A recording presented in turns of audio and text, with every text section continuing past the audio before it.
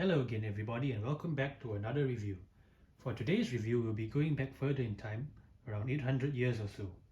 I'll be reviewing Ignite's Crusade Knights Templar, a limited edition figure with only 1000 ever being made. Although an older figure, he still holds up in my opinion with his great uniform, weapons and head sculpt. The poor fellow soldiers of Christ and of the Temple of Solomon, commonly known as the Knights Templar, was a military order of the Catholic faith, and one of the wealthiest and most popular military orders of its time. Though famous in modern times for its military aspect, at its height of around 15,000 to 20,000 members, only about 10% were actual knights. Non-combatant members played a large financial role throughout medieval Europe, using innovative financial techniques that some would consider an early form of banking. The combatants/knights were very well trained and equipped, which led to them being one of the most feared combat forces in medieval times. Now on to the figure itself. Now let's take a closer look at the figure, starting with the head. As you can see, it comes with a very nice Norman style helmet.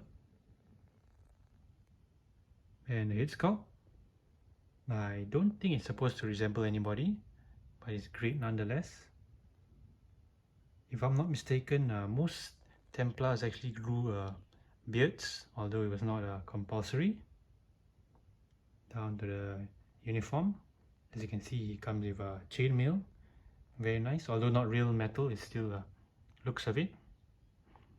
And a big red cross.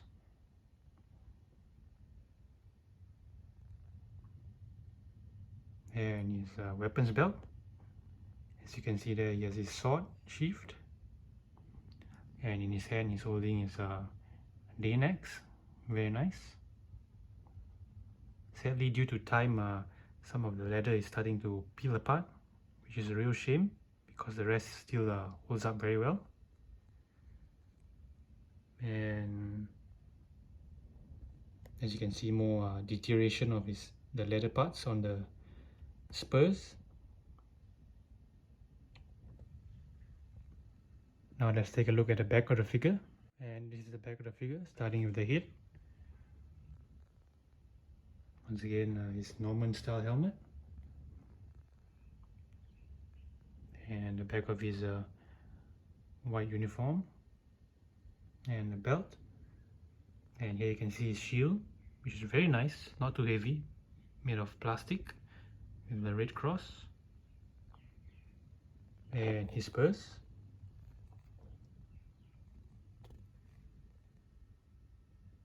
And here are the weapons the figure comes with.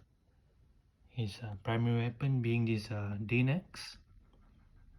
Very nice, not too heavy, so it fits in his hand very well.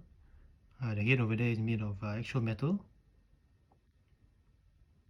And his secondary weapon is this sword, very nice, with the blue sheath.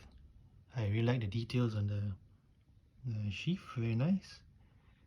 And the sword is electroplated.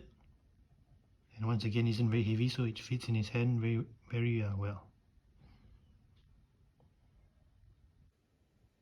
All in all, a great figure, perfect for collectors of medieval history. However, Ignite figures, especially this one, have gotten incredibly rare over the years, and nowadays I've seen this figure go for upwards of $200.